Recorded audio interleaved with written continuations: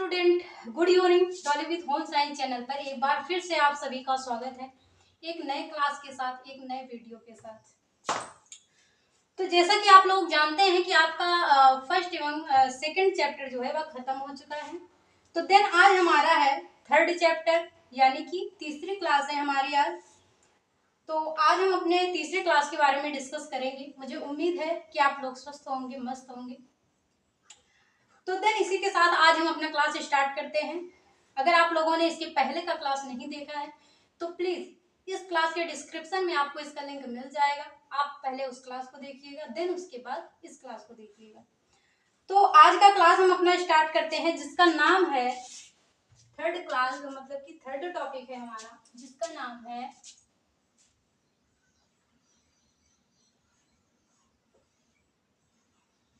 भोजन,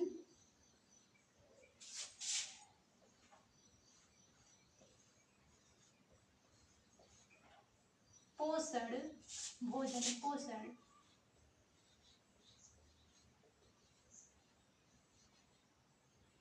भोजन पोषण,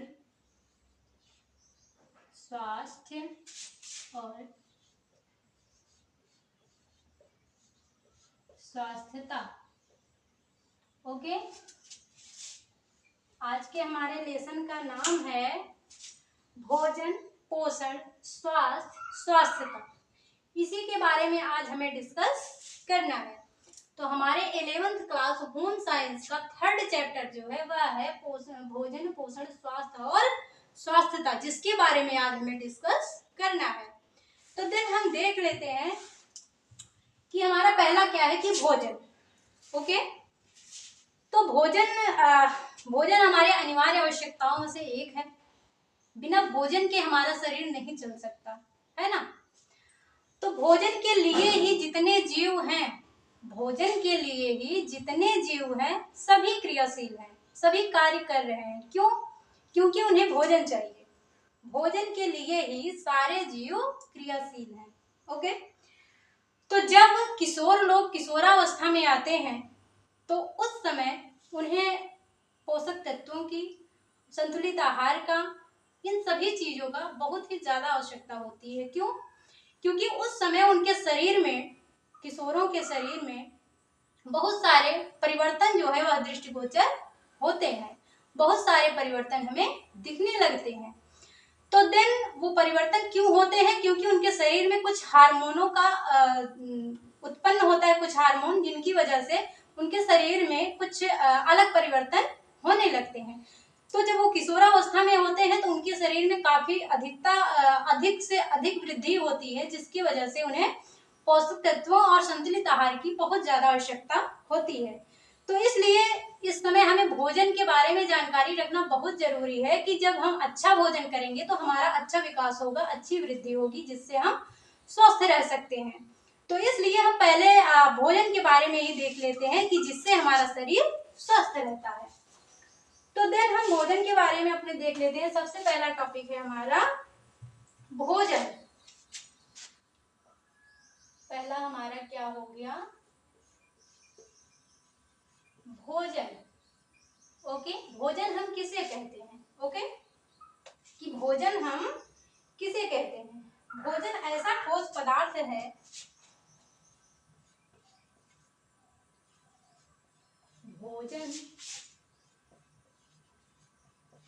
भोजन ऐसा ठोस पदार्थ है,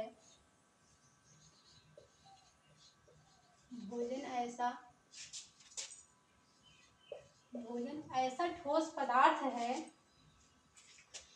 जो भीतर निगलने, पचाने और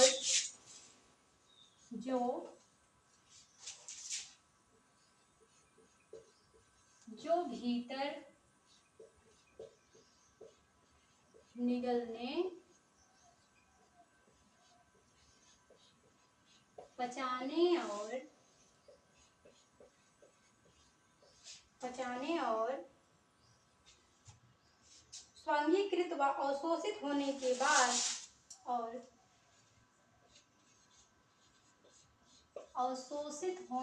बाद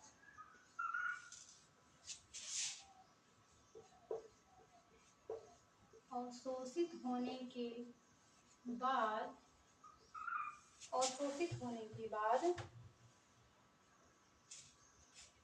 शरीर को पोषक तत्वों की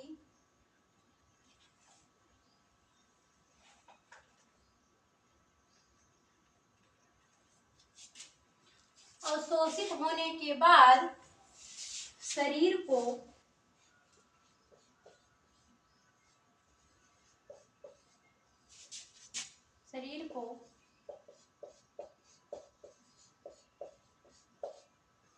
अनिवार्य पोषक तत्व प्रदान करती है।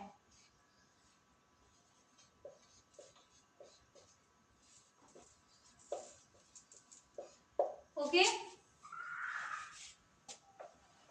प्रदान करती है। तो भोजन हमारा क्या है कि भोजन वह होता है, भोजन ऐसा ठोस पदार्थ होता है जो भीतर निगलने, पचाने और अवशोषित होने के बाद शरीर को अनिवार्य पोषक तत्व प्रदान करती है। जब हम भोजन ग्रहण करते हैं तत्पश्चात वह पचने का कार्य होता है, देन उसके बाद अवशोषित होता है। जो भी प्रोटीन, जो भी पोषक तत्व जिस प्रकार से हमें मिलते हैं वह शरीर में अलग अलग भागों में चले जाते हैं। देन उसके बाद शरीर को जो भी हमें शरीर को डेवलप करने के लिए जो भी पोषक तत्व, जो भी प्रोटीन हमें चाहिए, जो भी पोषक तत्व हमें चाहिए वह भोजन के द्वारा हमें प्रदान हो जाता है। तो वही है हमारा भोजन। ठीक है, देन उसके बाद हमारा दूसरा टॉपिक है पोषण। पोषण को भी हम देख लेते हैं। हमारा दूसरा टॉपिक है पोषण। आप लोग ये सारा कुछ अपने नोट्स में नोट करेंगे, जैसे कि भोजन की परिभाषा हो गई, ठीक है, देन उसके बाद पोषण की परिभाषा हो गई। इसी प्रकार से एक क्रमबद्ध तरीके से आप इसको नोट्स करते जाइए ताकि एग्जाम टाइम में आप अच्छे से याद कर सकें। तो पोषण की परिभाषा हम देख लेते हैं।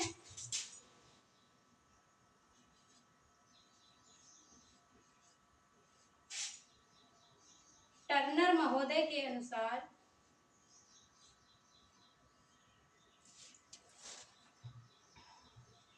किसके द्वारा हम देख रहे हैं कि टर्नर महोदय ने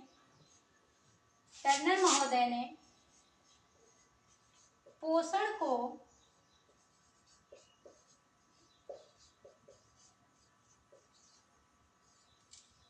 टर्नर महोदय के अनुसार आपकी ये पोषण की परिभाषा है जो कि आपके एग्जाम में आने वाली है। तो पोषण को स्पष्ट करते हुए टर्नर महोदय ने पोषण के अर्थ को स्पष्ट करते हुए लिखा है कि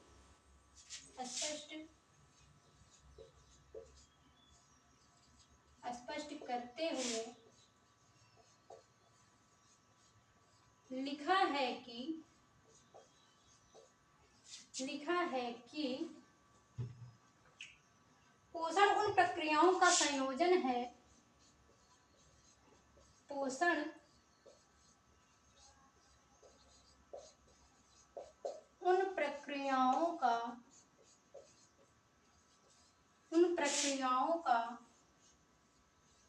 संयोजन है। उन प्रक्रियाओं का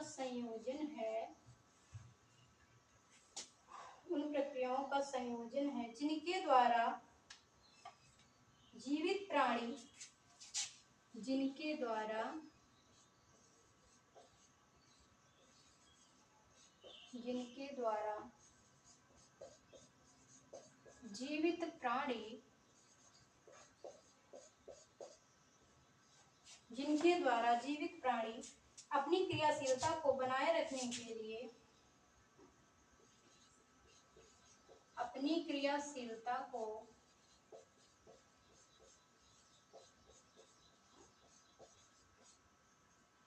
अपनी क्रियाशीलता को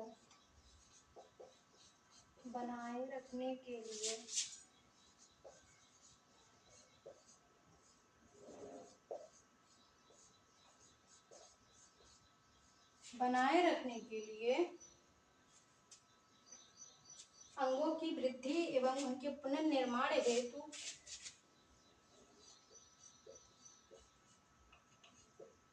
अंगों की वृद्धि एवं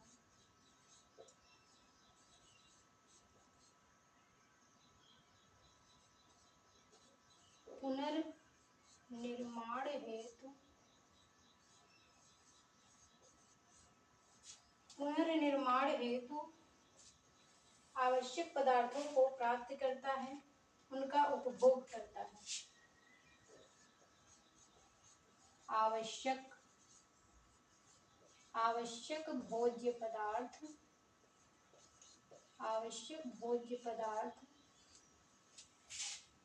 प्राप्त करता है, देन उपभोग करता है।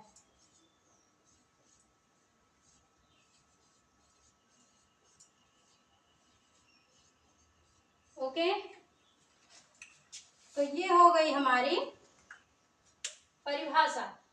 ओके, ये है भोजन की परिभाषा और ये है हमारी पोषण की परिभाषा, जो कि है टर्नर महोदय के अनुसार।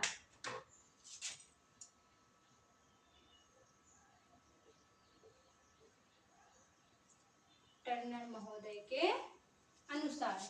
ओके, एग्जाम में भी आप ऐसे ही इसको अंडरलाइन कर दीजिएगा। ओके, तो ये हो गई हमारी परिभाषा। अगर आपको नहीं दिख रहा है तो मैं बोल दे रही हूँ, आप लिख लीजिएगा, ठीक है। भोजन क्या है? भोजन एक ऐसा ठोस पदार्थ है जो भीतर निकलने, पचाने और अवशोषित होने के बाद शरीर को अनिवार्य पोषक तत्व प्रदान करते हैं, जो कि हमारा भोजन है। देन हम अपना दूसरा देखते हैं। दूसरा है हमारा पोषण, जो कि टर्नर महोदय के अनुसार है।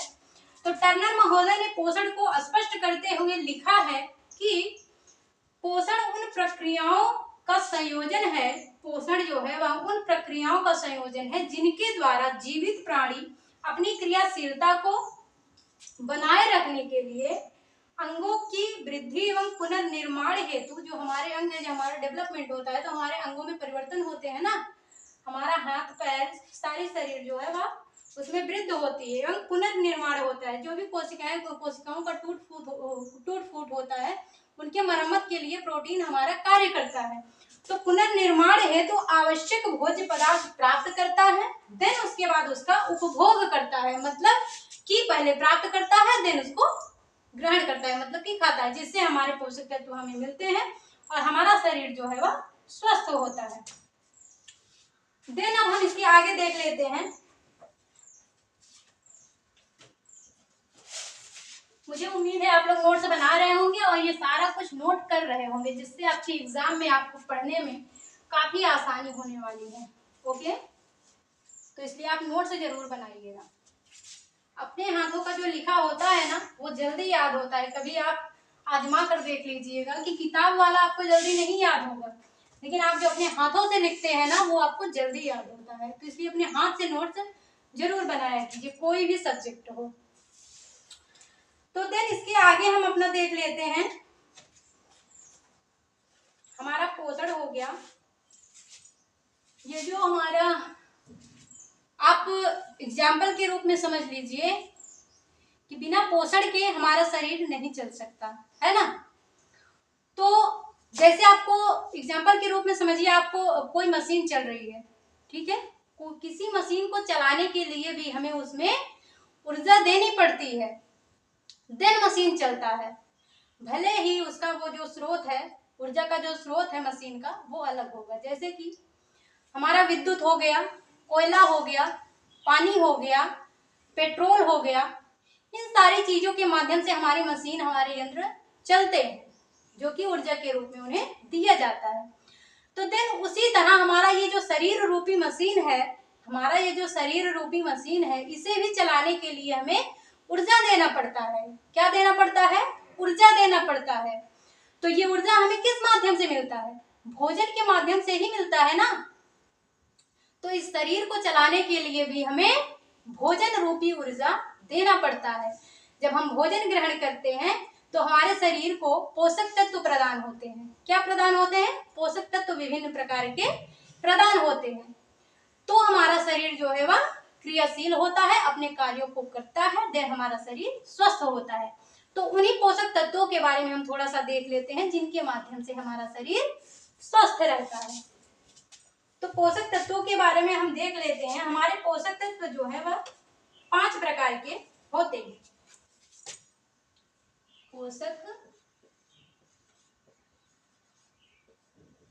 पोषक तत्व, ओके। तो ये पोषक तत्व हमारे जो है ये 5 प्रकार के होते हैं, जिसमें से हमारा पहला है कार्बोहाइड्रेट। क्या है पहला हमारा? कार्बोहाइड्रेट। देन हमारा दूसरा है प्रोटीन। देन हमारा तीसरा है वसा एवं तेल। वसा एवं तेल, ओके। देन हमारा चौथा है खनिज लवण।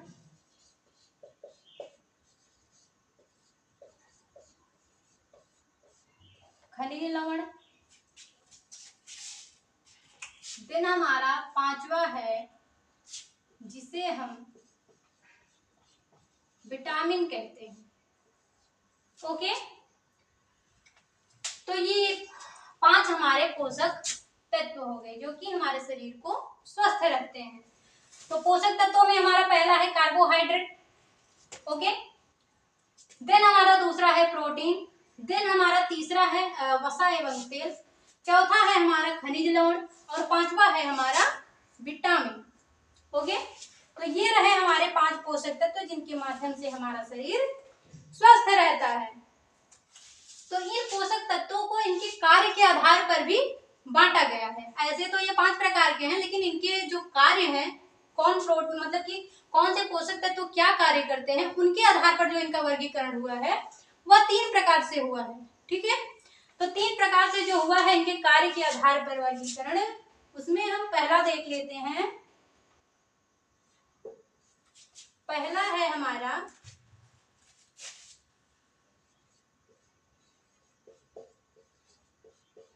ऊर्जादायक पोषक तत्व। ऊर्जादायक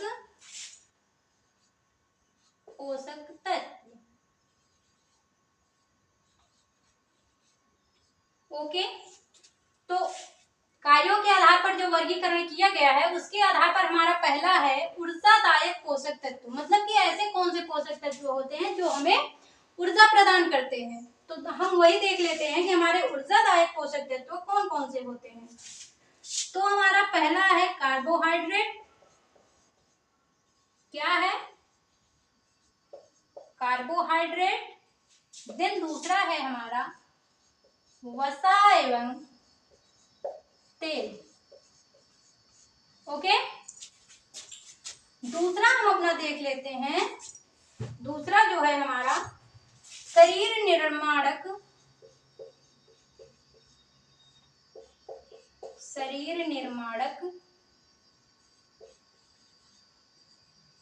निर्माणक पोषक तत्व, ओके। शरीर निर्माणक पोषक तत्व जो है हमारे वो हैं प्रोटीन एवं खनिज लवण। क्या है हमारे? खनिज लवण, ओके। देन तीसरा इन्होंने जो बताया है वह है शरीर संरक्षक पोषक तत्व। शरीर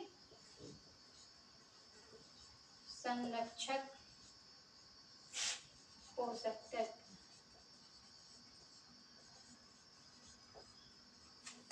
तो शरीर संरक्षक पोषक तत्व में हमारा आता है खनिज लवण एवं विटामिन।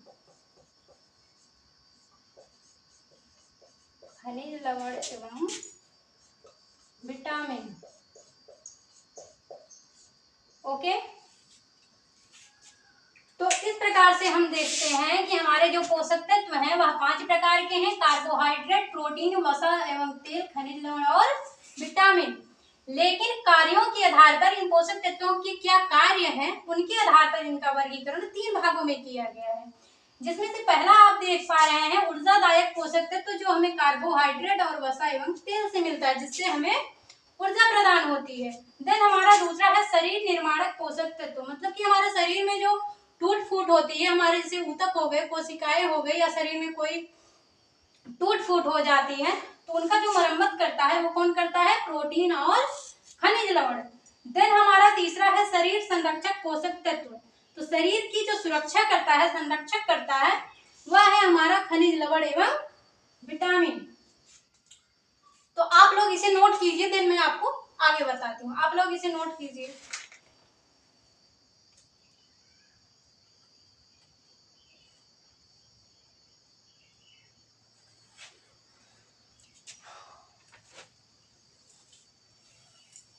हो गया?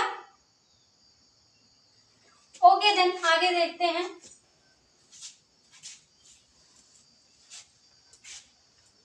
इसके आगे देख लेते हैं हम। हमारे जो पोषक तत्व होते हैं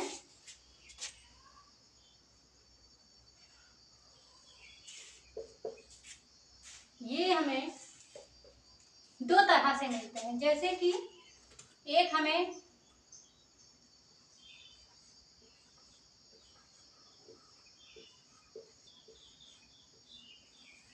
पहला हमें मिलता है बृहद पोषक तत्व,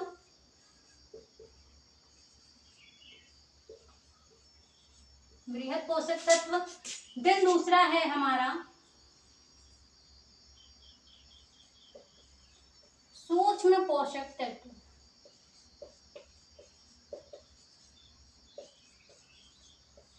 ओके, तो हम देख लेते हैं कि पोषक तत्व हमें 2 प्रकार से मिलते हैं। जैसे कि पहला हमें बृहद पोषक तत्व, मतलब कि ज्यादा मात्रा में पोषक तत्व जो मिलता है, और हमें जो कम मात्रा में पोषक तत्व मिलता है। सूक्ष्म का मतलब कम होता है और बृहद का मतलब ज्यादा होता है। जो पोषक तत्व हमें ज्यादा मात्रा में मिलते हैं उसको हम यहाँ देखेंगे, जो हमें कम मात्रा में पोषक तत्व मिलते हैं उनको हम यहाँ देखेंगे।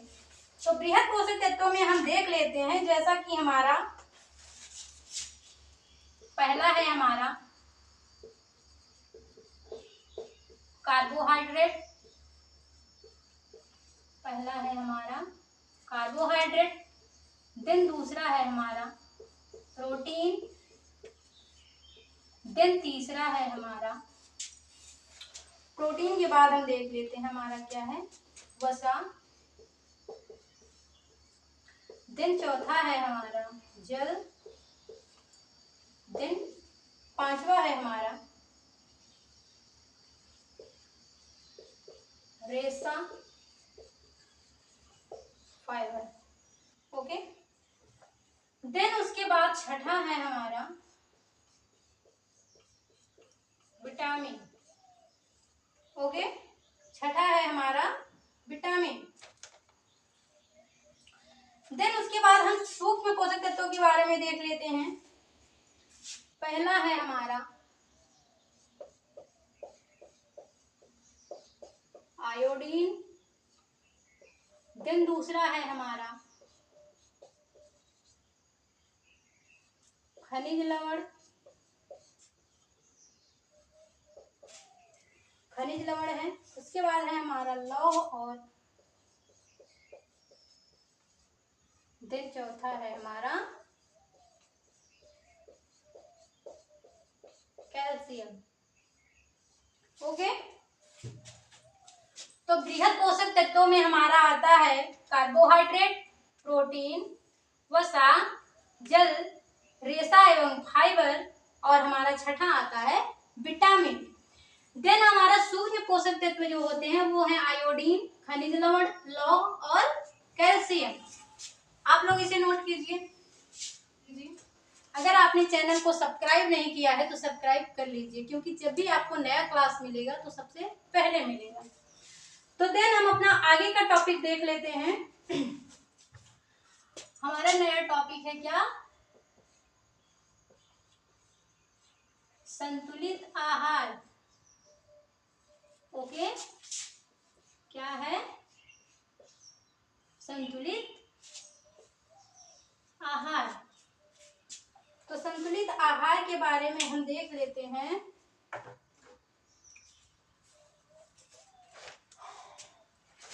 संतुलित आहार का जो अर्थ है, परिभाषा जो है उसको देख लीजिए आप लोग।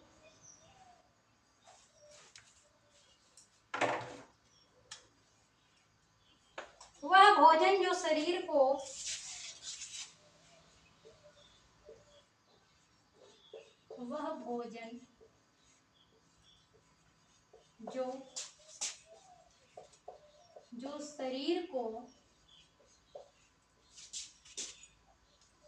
जो शरीर को ऊर्जा निर्माणक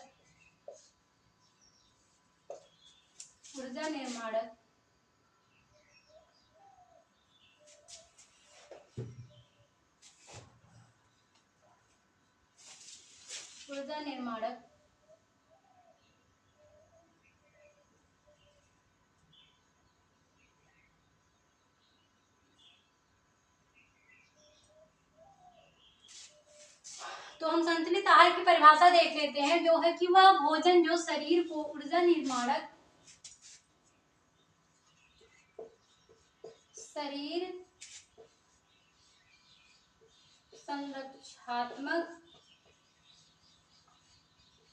संरक्षात्मक तत्वों की उचित मात्रा में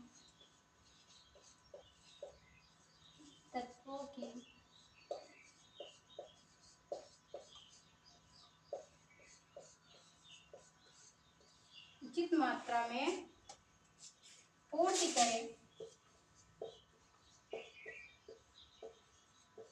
करे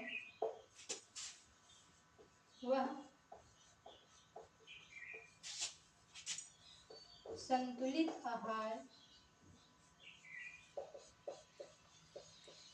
आहार कहलाता है। ओके,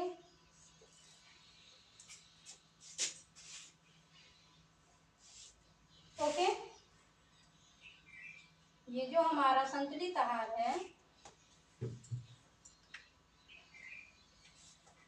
जिसके बारे में हम देख लेते हैं कि संतुलित आहार वह भोजन होता है जो शरीर को ऊर्जा निर्माणक, मतलब कि ऊर्जा का निर्माण करता है शरीर में, और शरीर की संरक्षात्मक तत्व, मतलब कि सुरक्षा करने वाले जो तत्व हैं उनको उचित मात्रा में पूर्ति करता है। मतलब कि जितनी आवश्यकता है शरीर को उतना प्राप्त होता है, देन उसी को ही हम संतुलित आहार कहते हैं।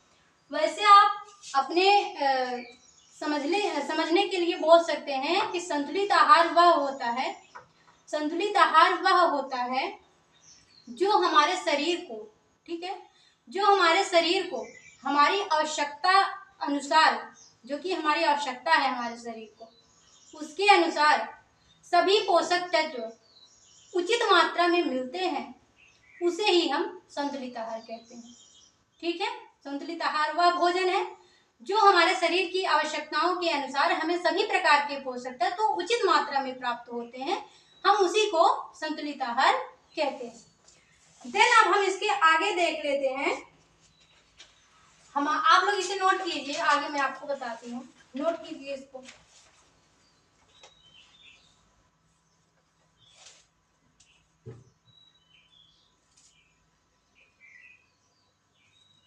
ओके, देन आगे देखते हैं।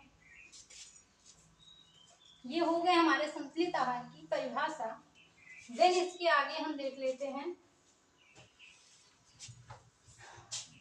जब हम संतुलित आहार ग्रहण करते हैं तो हमारा स्वास्थ्य जो है वह अच्छा होता है ना। संतुलित आहार के माध्यम से ही हमारा स्वास्थ्य अच्छा होता है। तो जैसा कि आप लोगों ने सुना होगा कि स्वास्थ्य ही धन होता है, ठीक है ना, स्वास्थ्य ही धन होता है। अगर आपका स्वास्थ्य अच्छा है तो आप कोई भी कार्य आसानी से कर सकते हैं। अगर आपका स्वास्थ्य नहीं अच्छा है तो छोटी से छोटी चीज भी आप नहीं कर सकते हैं। इसलिए स्वास्थ्य ही आपका धन है। सबसे पहले आपको अपने स्वास्थ्य पर ध्यान देना चाहिए, देन उसके बाद कोई और कार्य करना चाहिए। अगर आप स्वस्थ रहेंगे तो पैसा जो है आपको आसानी से मिल सकता है, क्योंकि जब आप स्वस्थ रहेंगे तो कोई भी कार्य आप जाकर बाहर कर सकते हैं। अगर आप स्वस्थ नहीं हैं तो कौन कहेगा कि पैसा आए घर में, ऊपर से आपका जो भी आय हो रहा है उसमें से भी आधे से ज्यादा पैसा आपका जो है वह दवाओं में और औषधि में चला जाएगा। तो इसलिए आप अपने स्वास्थ्य का सबसे ज्यादा ध्यान रखा कीजिए। देन हम स्वास्थ्य के बारे में देख लेते हैं। स्वास्थ्य की जो परिभाषा है वह हमारे WHO वर्ल्ड हेल्थ ऑर्गेनाइजेशन के द्वारा, WHO के द्वारा हमारे स्वास्थ्य के बारे में क्या कहा गया है उसके बारे में हम देख लेते हैं। वर्ल्ड हेल्थ ऑर्गेनाइजेशन, जिसका फुल फॉर्म है, WHO का फुल फॉर्म है, जो कि आपको याद रखना है कि वर्ल्ड हेल्थ ऑर्गेनाइजेशन। ओके, तो WHO ने हमारे स्वास्थ्य के बारे में क्या कहा है कि शरीर की रोगों से मुक्त दशा,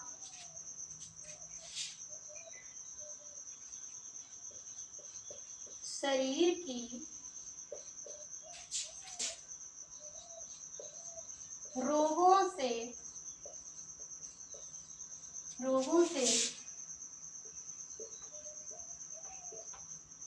मुक्त दशा, शरीर की रोगों से मुक्त दशा, मुक्त दशा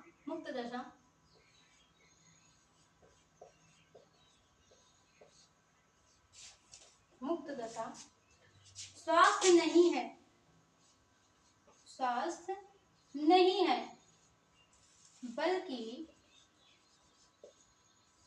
ये WHO के द्वारा है। अगर आपके एग्जाम में आता है कि WHO के द्वारा स्वास्थ्य की परिभाषा दीजिए, तो आपको यही परिभाषा एग्जाम में लिखनी है। ओके, बल्कि व्यक्ति के स्वास्थ्य में तो उसका, बल्कि व्यक्ति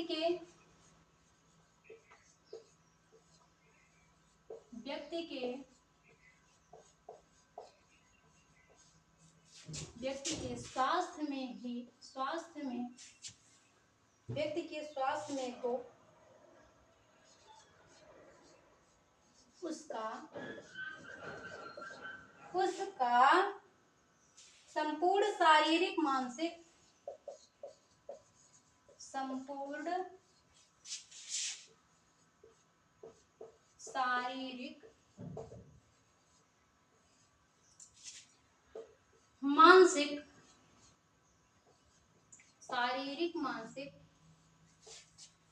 मानसिक और संवेगात्मक कल्याण सम्मिलित है।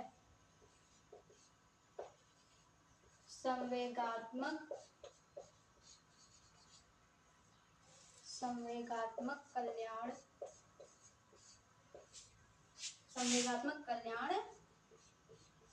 सम्मिलित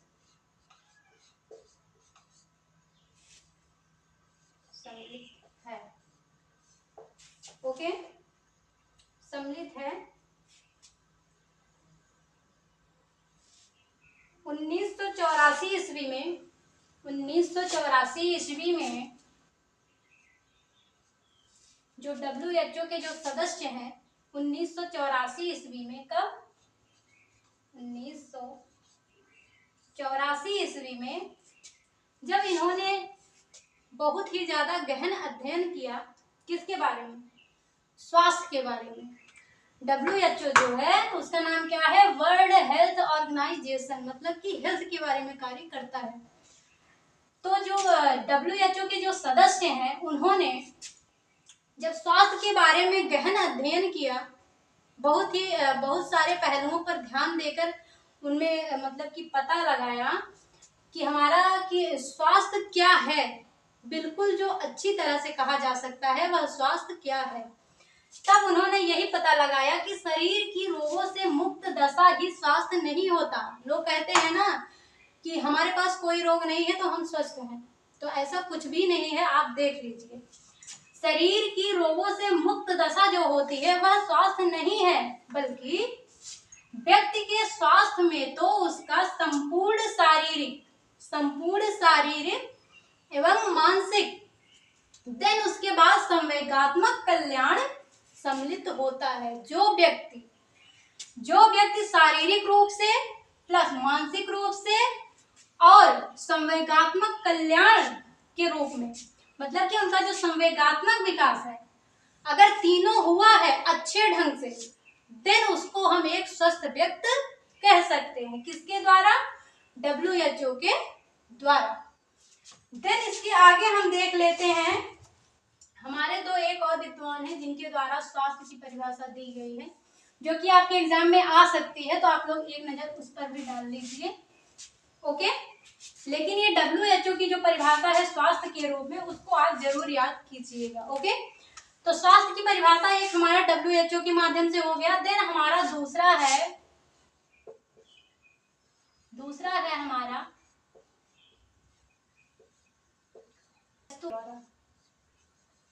किसके द्वारा?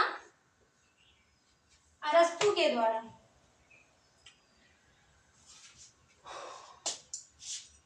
द्वारा नहीं कहते हम, अनुसार कर लेते हैं।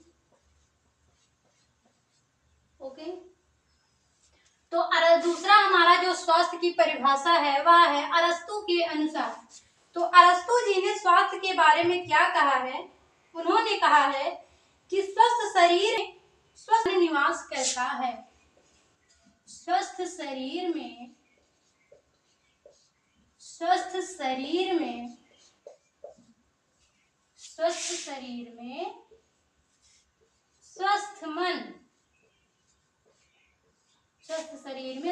मन निवास करता है।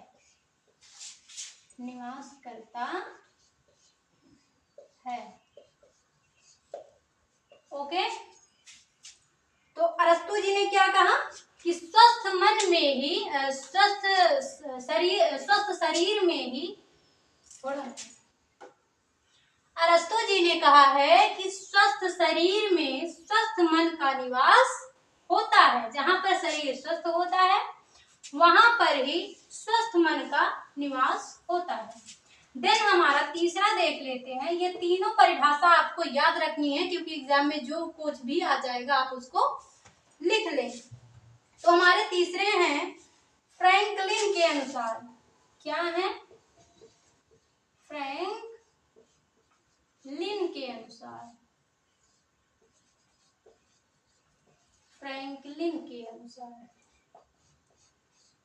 ओके, देख लेते हैं फ्रैंकलिन के अनुसार इनकी स्वास्थ्य के बारे में इन्होंने क्या कहा है कि स्वास्थ्य वह वस्तु है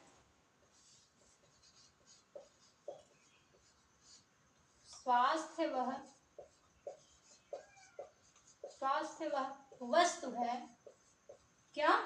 कि स्वास्थ्य वह वस्तु है जिसमें मनुष्य संसार का सुख भोगते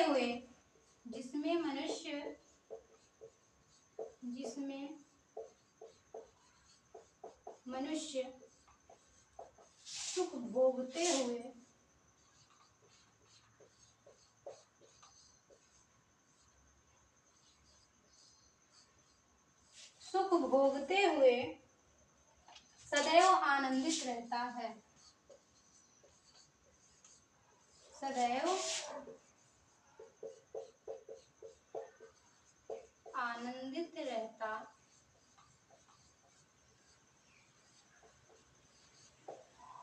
ओके, तो हमारे स्वास्थ्य की तीन परिभाषा हो गई। एक हमारा WHO के अनुसार है, देन दूसरा हमारा अरस्तु के अनुसार है कि स्वस्थ शरीर में ही स्वस्थ मन का निवास होता है। देन तीसरे हैं हमारे फ्रैंकलिन के अनुसार, जिन्होंने कहा है कि स्वस्थ वह वस्तु है जिसमें मनुष्य सुख भोगते हुए सदैव आनंदित रहता है। ओके, तो मैंने छोटा छोटा परिभाषा आपको लिखवाया है ताकि आप एग्जाम में जल्दी से याद कर सके और आसानी से लिख सके। इसलिए आप सारी परिभाषा जो लिखवाई गई है सब कुछ याद करके जाइएगा। ओके, मेरी कोशिश रहती है कि बिल्कुल आसान भाषा में आपको बताएं ताकि आपको सरलता से याद हो जाए, आप अच्छे से समझ जाएं। तो देन हम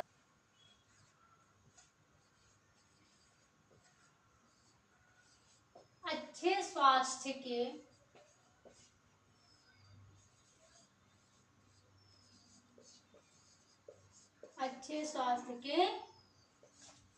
लक्षण, जिनमें से हमारा पहला है स्वस्थ व्यक्ति का शारीरिक भार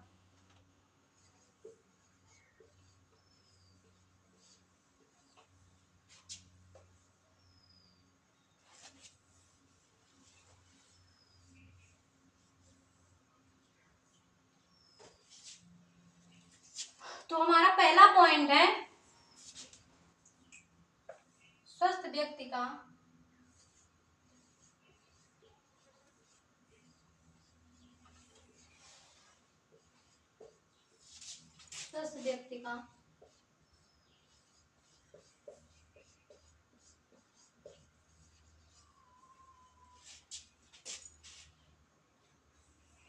शारीरिक रोग। ओके, देन दूसरा है हमारा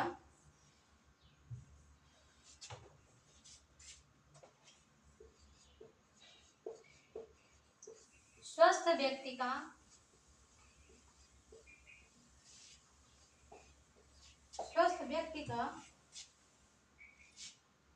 अस्थि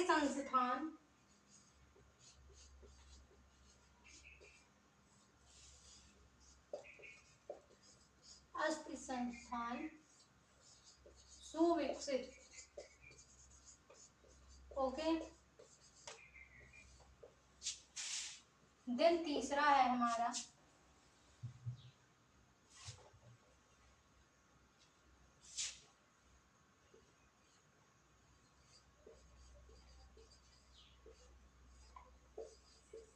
अच्छा स्वास्थ्य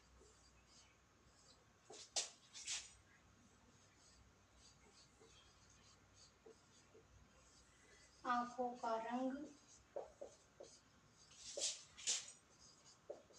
बाल, आंखों का रंग, बाल और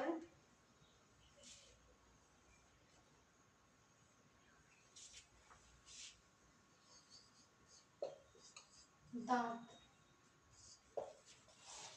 ओके,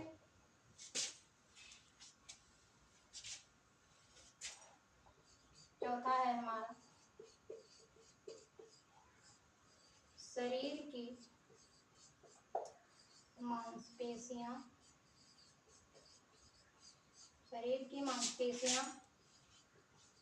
सुविकसित और सुसंगठित। क्या है? सुसंगठित। ओके,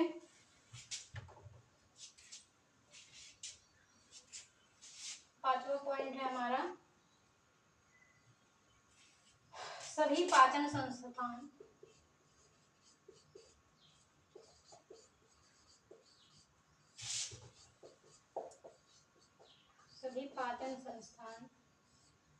जैसे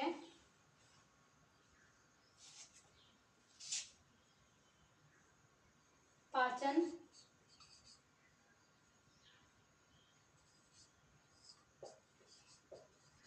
स्नायु, परिसंचरण, श्वसन तथा परिसंचरण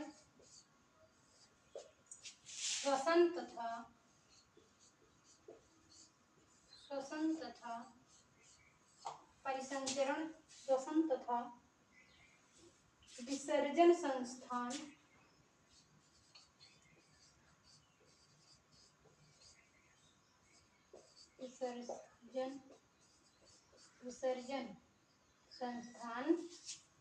विसर्जन संस्थान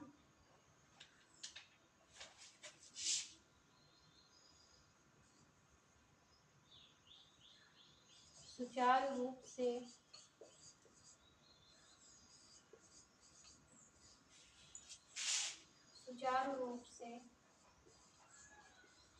कार्य कर रहे हो। ओके, क्या है हमारा अच्छे स्वास्थ्य के लक्षण।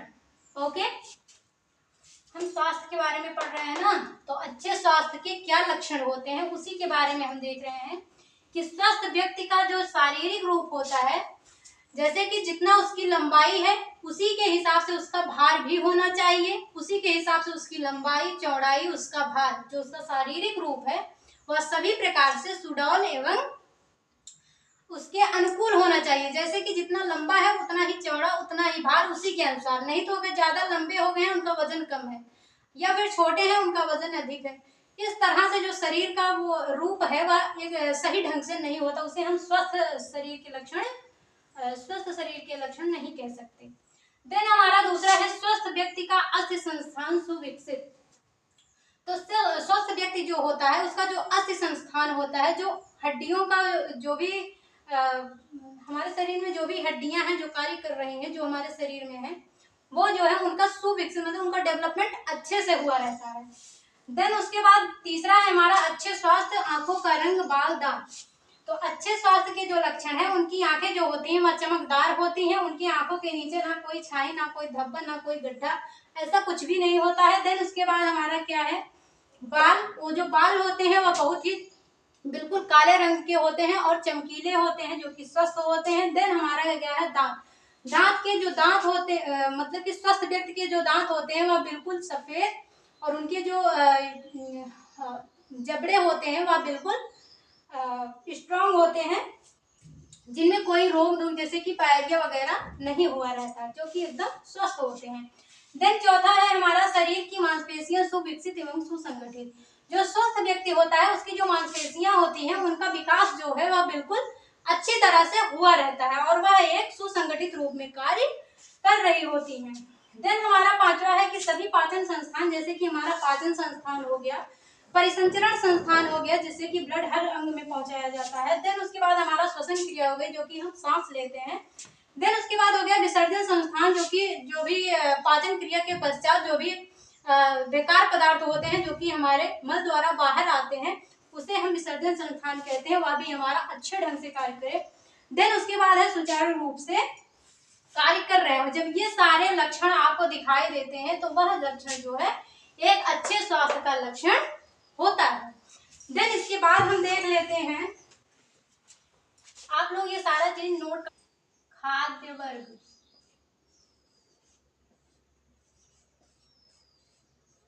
ओके, इसे 5 भागों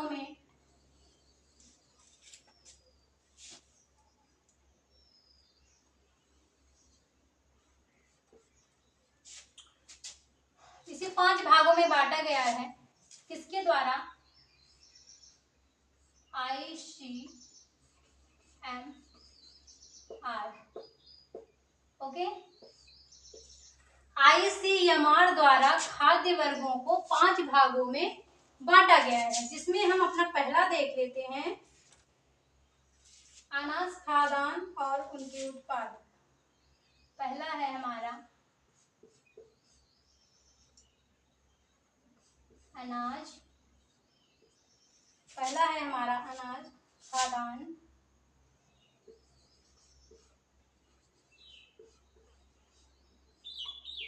दूसरा है खाद्यान्न और उनके उत्पाद।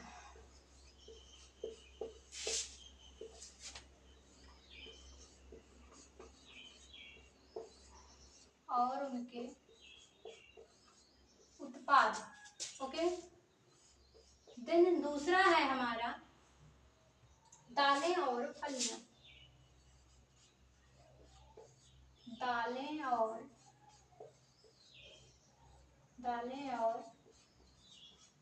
फलियां, ओके।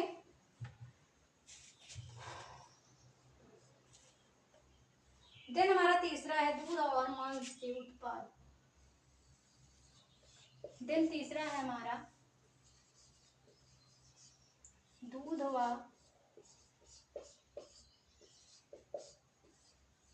मांस के उत्पाद। ओके,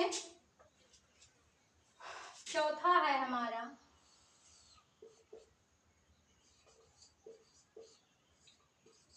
फल और सब्जियां। ओके, दिन पांचवा है हमारा वसा और शर्करा।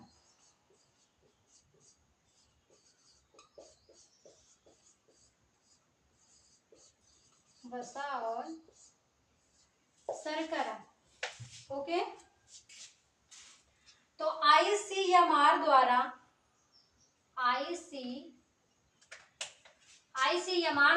खाद्य वर्गों को 5 भागों में बांटा गया है, जिसमें से पहला है हमारा अनाज, खाद्यान्न और उसके उत्पाद। दिन दूसरा है दालें और फलियां। दिन तीसरा है हमारा दूध व मांस के उत्पाद। चौथा है हमारा फल और सब्जियां। दिन पांचवा है वसा और शर्करा। तो आईसीएमआर को भारतीय चिकित्सा अनुसंधान परिषद भी कहा जाता है हिंदी में। भारतीय चिकित्सा अनुसंधान परिषद को ही आईसीएमआर कहा जाता है। तो इसी आईसीएमआर के अनुसार ही खाद्य वर्गों को 5 भागों में बांटा गया है और यह बताया गया है कि सबसे ज्यादा हमें अपने भोजन में अनाज, खाद्यान्न और उनके उत्पाद हमें सबसे ज्यादा लेना चाहिए। देन उसके बाद हमें दालें और फलियां लेना चाहिए, ठीक है। देन उसके बाद हमें फल और सब्जियां लेना चाहिए। उसके बाद दूध, मांस के उत्पाद हमें लेने चाहिए। देन उसके बाद वसा और शर्करा लेना चाहिए। सबसे कम मात्रा में हमें वसा लेनी चाहिए, ठीक है। देन उसके बाद हम देख लेते हैं, आप लोग इसे नोट कर लीजिएगा क्योंकि आपके एग्जाम में यह जरूर आएगा, तो इसलिए आप अच्छे से इसको नोट करके और पढ़ के जाइएगा। ओके, उसके आगे हम देख लेते हैं, ये एक नोट है आपके लिए, इसको आप जरूर नोट कीजिएगा और याद कीजिएगा। ये नोट है आपके लिए बहुत ही ज्यादा इम्पोर्टेंट, जो कि आपको याद रखनी है। लिखना तो है ही, लेकिन हमेशा आपको याद रखनी है, बहुत ही ज्यादा इम्पोर्टेंट चीज है।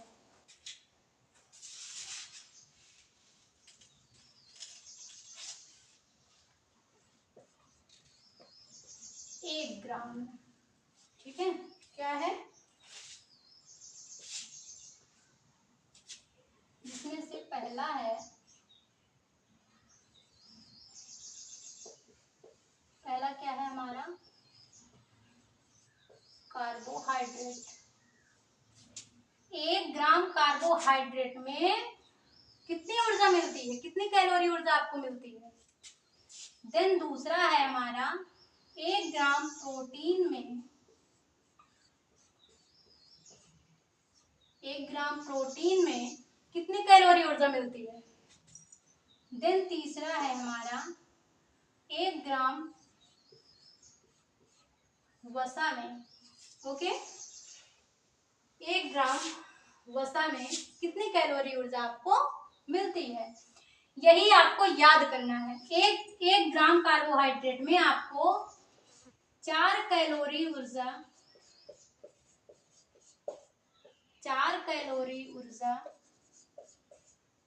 प्राप्त होती है। ओके, अगर आप 1 ग्राम कार्बोहाइड्रेट ग्रहण कर रहे हैं तो उसके पश्चात आपको 4 कैलोरी ऊर्जा मिलेगी। देन अगर आप 1 ग्राम प्रोटीन ग्रहण करते हैं तो उसमें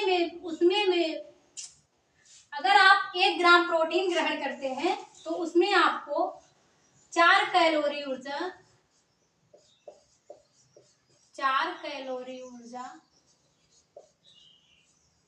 प्राप्त होगी। देन उसके बाद 1 ग्राम वसा में आपको 9 कैलोरी ऊर्जा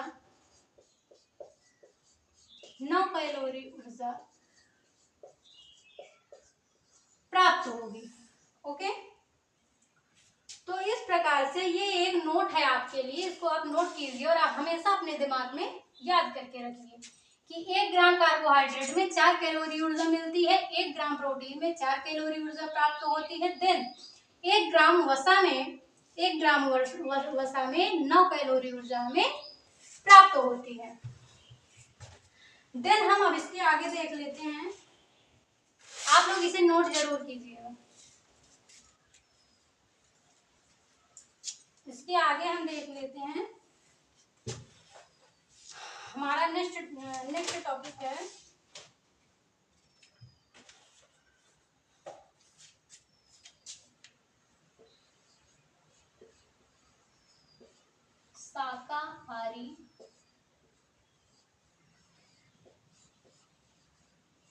शाकाहारी आहार, जिसमें से हमारा पहला है शाकाहारी आहार में हमारा पहला है खाद्य अनाज,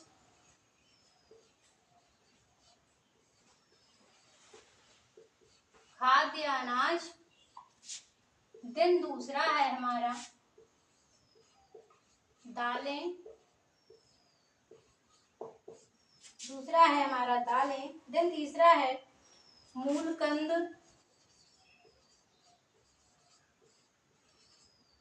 मूलकंद, देन चौथा है हमारा हरी सब्जियां,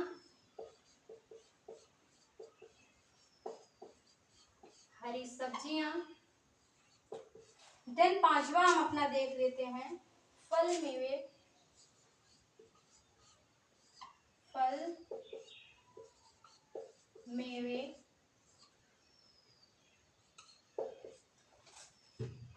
मेवे मसाले,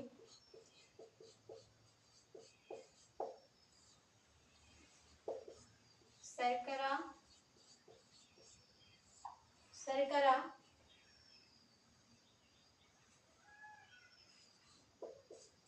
दूध और 10वां है हमारा वानस्पतिक तेल। ओके, तो इस प्रकार से हमारे भोजन में जो शाकाहारी आहार होते हैं उसके अंतर्गत हमारा खाद्य अनाज, दालें, मूलकंद, हरी सब्जियां, फल, मेवे, मसाले, शर्करा, दूध, वानस्पतिक तेल आते हैं, जिसे हमें ग्रहण करना चाहिए, हमारा शरीर उससे स्वस्थ रहेगा। देन हम इसके बाद देख लेते हैं, मुझे उम्मीद है कि आप नोट कर रहे होंगे। ओके, देन हम अपना नेक्स्ट टॉपिक देख लेते हैं। नेक्स्ट टॉपिक है हमारा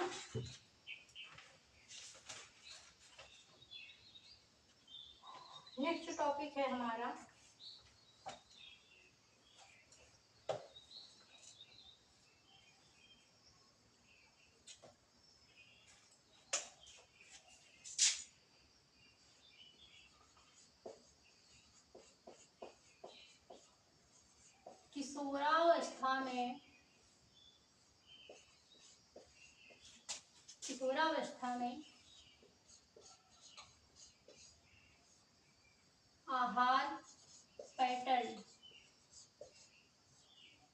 ओके, किशोरावस्था में आहार पैटर्न, ठीक है, जिसके बारे में हम देख लेते हैं। तो जैसा कि मैंने इसके पहले आपको बताया कि जब किशोर लोगों का किशोरावस्था आ जाता है तो उस समय उनके शरीर में बहुत सारे बदलाव होते हैं, बहुत सारे विकास जो होते हैं एकाएक होने लगते हैं, बहुत सारी परिवर्तन देखने को मिलता है। तो इसलिए जो किशोरावस्था में होते हैं उन्हें संतुलित आहार करना अति आवश्यक होता है। लेकिन किशोरावस्था में संतुलित आहार करना अति आवश्यक होता है, जिनमें लड़के और लड़कियों का जो विकास होता है वह एक जैसे नहीं होता है।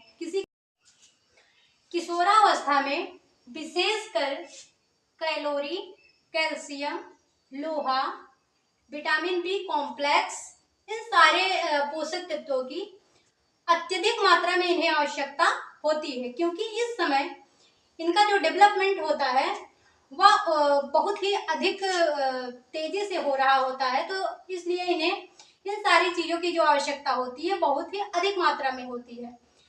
इस समय इनकी अस्थियों में परिवर्तन जो है वह तेजी से होता है, इनकी अस्थियों का विकास होता है, इनकी मांसपेशियों का विकास होता है। मतलब कि किशोरावस्था में जो भी डेवलपमेंट है वह पूर्ण हो जाता है। तो इसलिए किशोरावस्था में जो डेवलपमेंट होता है उसमें पोषक तत्वों की अत्यधिक मात्रा। तो जैसा कि हम लोगों ने देखा कि किशोरावस्था में हमारे पोषक तत्वों की संतुलित आहार की अत्यधिक आवश्यकता होती है, जिससे कि किशोरावस्था में जो डेवलपमेंट होता है वह अच्छे तरीके से हो सके। बारे में है क्या है, डाइटिंग। ओके, तो जब किशोर किशोरावस्था में आता है तो वह संतुलित आहार उन्हें करना चाहिए, क्योंकि उनका डेवलपमेंट उस समय तेजी से हो रहा होता है। लेकिन इन्हें डाइटिंग भी करना होता है। बहुत से किशोर किशोरियां होते हैं जो डाइटिंग जो है 100% करते हैं। तो डाइटिंग के लिए जो लक्षण होते हैं वो हैं भोजन छोड़ देना, भोजन छोड़ देना, भोजन छोड़ देना पहला लक्षण है। दूसरा है हमारा थोड़ा थोड़ा करके खाना, थोड़ा थोड़ा करके, थोड़ा थोड़ा करके खाना।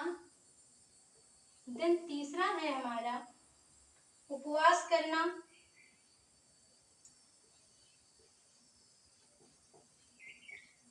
उपवास करना।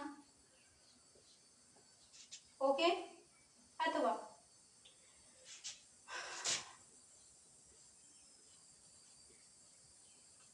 विभिन्न प्रकार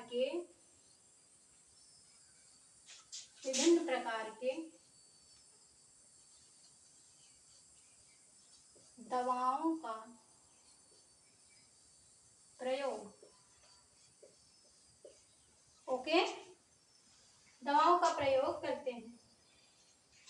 इस प्रकार ये जो डाइटिंग करते हैं तो डाइटिंग में क्या करते हैं कि भोजन ही छोड़ देते हैं। देन उसके बाद या फिर थोड़ा थोड़ा करके खाते हैं, या फिर उपवास कर लेते हैं, पूरा दिन ही उपवास कर लेते हैं। देन उसके बाद विभिन्न प्रकार की ये दवाओं का प्रयोग करते हैं जिससे इनका शरीर जो है वह पतला हो सके। तो इस प्रकार से जो किशोर व किशोरियां होते हैं वह अपने डाइटिंग के चक्कर में अपने शरीर का वजन कम करते करते बहुत ज्यादा कम हो जाता है, जिसके कारण से बहुत सारे किशोर किशोरियों की मृत्यु तक हो जाती है। या फिर ज्यादा वजन कम होने से, ज्यादा दुबले पतले होने से विभिन्न प्रकार के जो रोग होते हैं वह उत्पन्न अंदर होने लगते हैं। तो विभिन्न प्रकार के रोग हो जाते हैं, इनका वजन कम होने से इनकी मृत्यु तक भी हो सकती है। देन उसके बाद डाइटिंग बस उतना ही करना चाहिए कि जितना आवश्यक है, नहीं तो भगवान ने जिसको जैसा बनाया है वैसे ही रहिए। देन अगर आप ज्यादा मोटे हैं तो थोड़ा सा आप व्यायाम कर सकते हैं, जिससे आपका शरीर ठीक हो जाएगा। लेकिन इतना डाइटिंग नहीं करना चाहिए कि जिससे आपका शरीर ही बेकार हो जाए। देन हम उसके आगे देख लेते हैं व्यायाम। नेक्स्ट टॉपिक हमारा क्या है, व्यायाम। ओके, आप व्यायाम अगर आप नियमित रूप से व्यायाम कर रहे हैं ना तो आपको डाइटिंग करने की जरूरत ही नहीं पड़ेगी। बस आप नियमित व्यायाम कीजिए, आपका शरीर वैसे ही फिट रहेगी। ठीक है, तो इसलिए आपको व्यायाम करना अति आवश्यक होता है।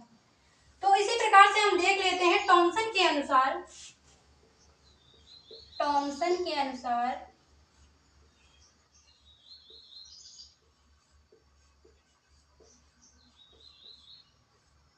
टॉमसन के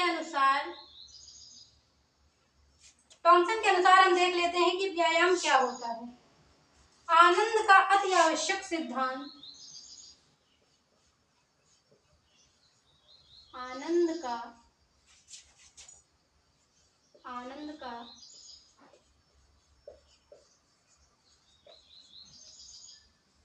अति आवश्यक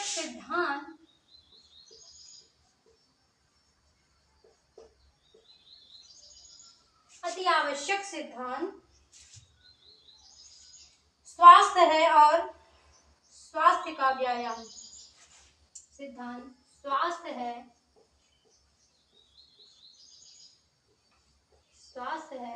और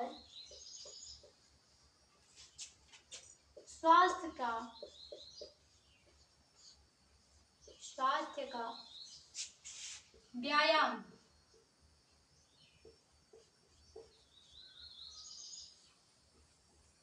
ओके,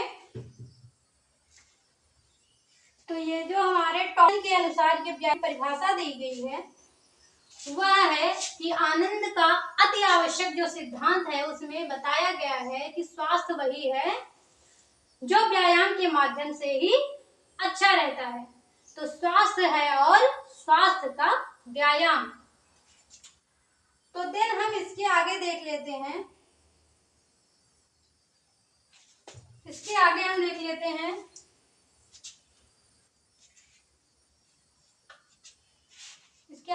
लेते हैं कि व्यायाम से हमें क्या लाभ है। ओके, तो हम अपना पहला लाभ देख लेते हैं कि व्यायाम करने से हमें क्या लाभ होता है। शरीर के हानिकारक पदार्थों का उत्सर्जन, शरीर के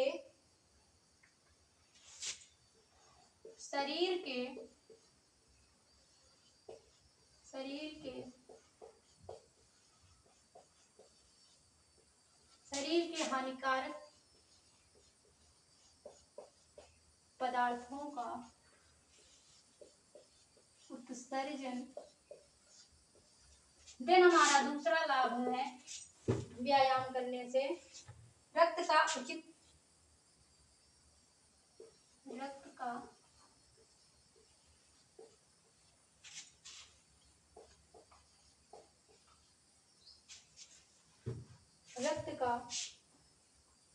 उचित संचरण। ओके, देन तीसरा है हमारा भूख में वृद्धि।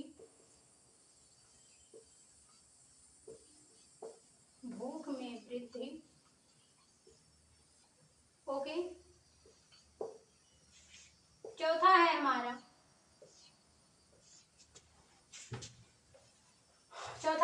शारीरिक व मानसिक विकास।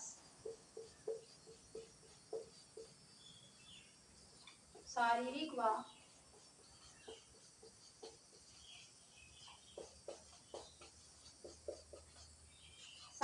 व मानसिक विकास। इसको आप लोग नोट कीजिए जल्दी से।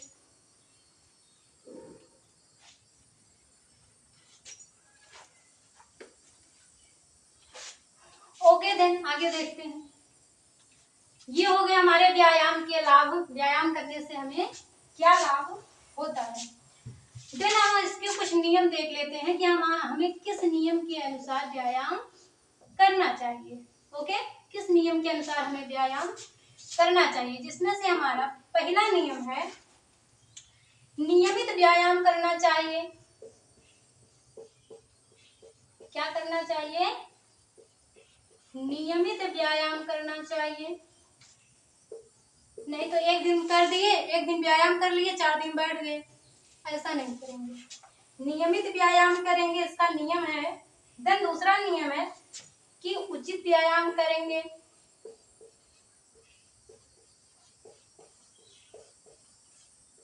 ठीक है, उचित व्यायाम करेंगे। देन तीसरा है व्यायाम के लिए स्थान, उपयुक्त स्थान। स्थान कैसा होना चाहिए? उपयुक्त होना चाहिए। देन हमारा चौथा है व्यायाम करने का समय। व्यायाम करने का समय। व्यायाम करने का समय देन उसके बाद पांचवा है हमारा, व्यायाम के पश्चात पानी नहीं पीना। व्यायाम के पश्चात, व्यायाम के पश्चात पानी नहीं पीना।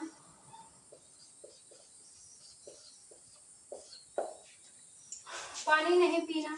देन छठवां है हमारा, व्यायाम के लिए अवस्था का विचार। व्यायाम के लिए, व्यायाम के लिए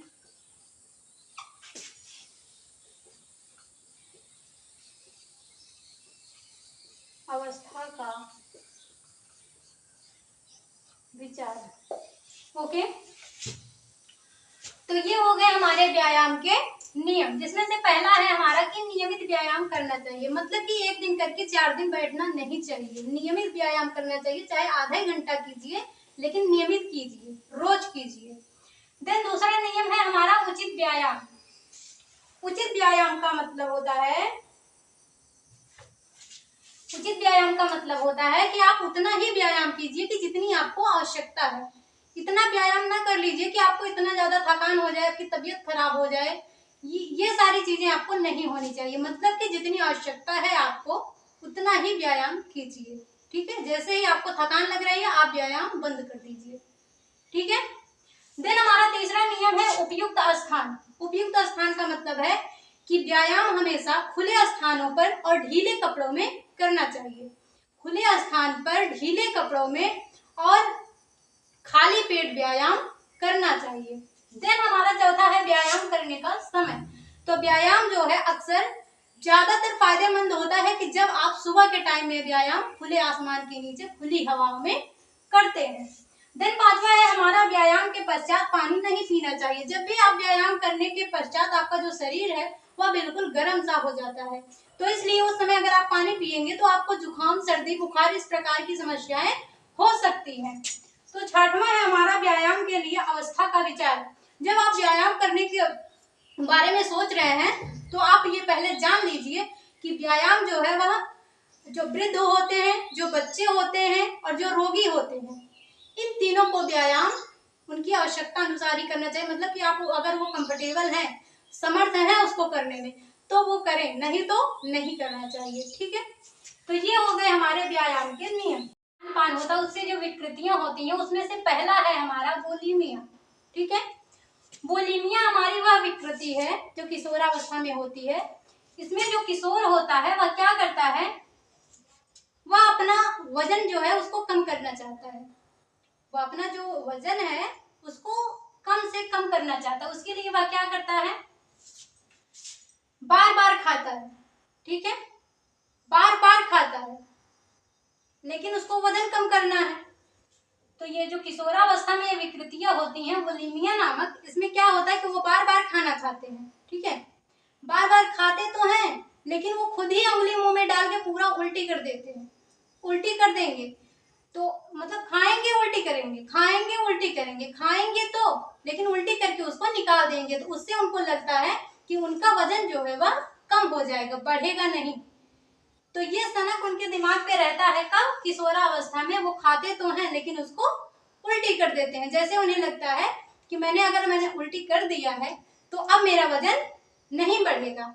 तो इस वजह से बुलिमिया जैसी विकृति किशोरावस्था में हो जाती है, क्योंकि ये बार बार खाते हैं, बार बार उल्टी करते हैं, इन्हें लगता है कि हमारा वजन बढ़ जाएगा। तो इसलिए अपना वजन कम करने के लिए इस प्रकार के दूसरी विकृति जो है वह है एनोरेक्सिया,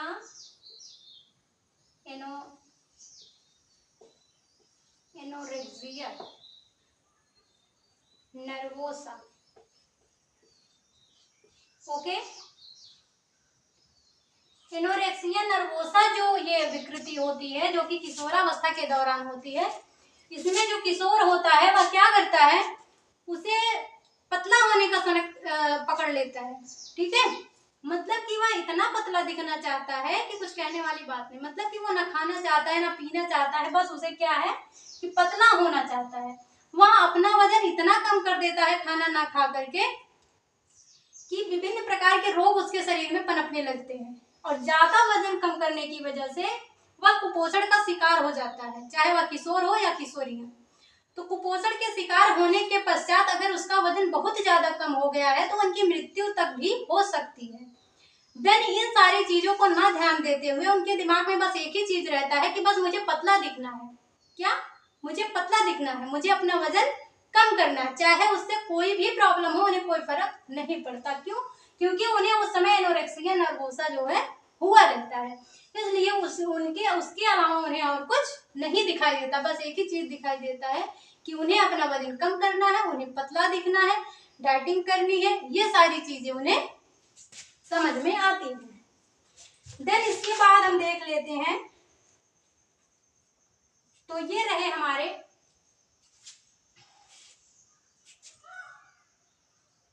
तो ये रहा आज का हमारा 11th क्लास होम साइंस का थर्ड चैप्टर जो कि कंप्लीट हो चुका है। मुझे उम्मीद है कि आप लोगों को अच्छे से समझ में आया होगा, क्योंकि मेरी यही कोशिश रहती है कि मैं बिल्कुल आसान भाषा में आपको बताऊं जिससे आपको जल्दी समझ में आ जाए।